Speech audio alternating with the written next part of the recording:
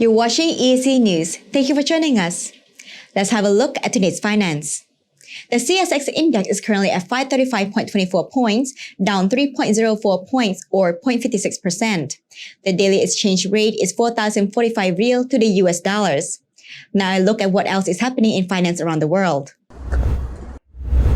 4 European Union countries have announced measures worth more than 80 billion euros to shield consumers and businesses from soaring energy prices exacerbated by ongoing Russia-Ukraine conflict. France, Germany, Italy and Spain are cutting taxes on funding rebates on fuel, electricity and natural gas. France is introducing a 0.15 cent euro per litre rebate on transport fuel until July. Germany plans to include a 3-month cut in fuel prices by 0.3% euro per litre for petrol and 0.14 euro for diesel. Italy said in February it would spend about 6 billion euro on helping cut levies on energy bills. Spain's 16 billion euro shock plan will take effect this month and last for the last 3 months.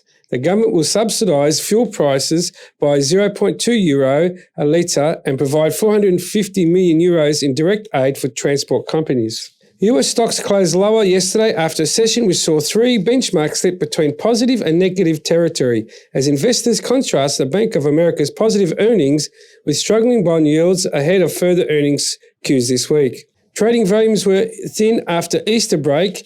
10.35 billion shares changed hands compared to 11.79 billion averages for the 4 season over the last 20 trading days. With European markets also remaining shut on Monday, this listless trading contributed to the topsy-turvy session. The market is looking for some direction. Did we get it from earnings? Maybe.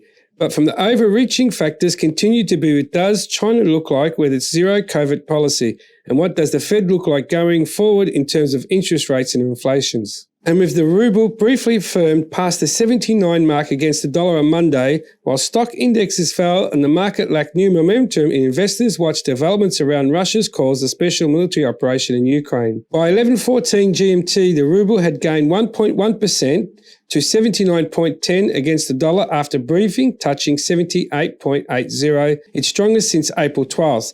Against the euro, the ruble firmed 3.3%. To 82.60, a level last seen on April 8th. This week, the ruble is expected to trade within the range of 79 to 82 to the dollar and 84 to 87 to the euro, Rosbank analyst said in the note. The ruble can encounter some downside pressure from the central bank, which is expected to lower the key rate from 17% at its next boarding meeting in April 29th. This month, the ruble could see support from the tax payments of companies are due to pay a record 3 trillion rubles, 37.50 billion in taxes, for which some export-focused companies need to sell foreign currency, according to the analysts. Now let's have a look at what's happening at the yen. With nothing stopping its slide, the yen has fallen to a 20-year low against the dollar. The dollar rose 0.37% on the yen to 127.44 yen in early trade, its highest level since May 2002. It has risen 4.5% on the Japanese currency so far this month, which will be a second biggest monthly percentage gain since 2016 behind March's 5.8%. The dollar was also firm against other currencies and the dollar index was at 100.8, just off Monday's 2-year high of 100.86. Japan is watching how the weakening yen may affect the economy and stability in the current market was important.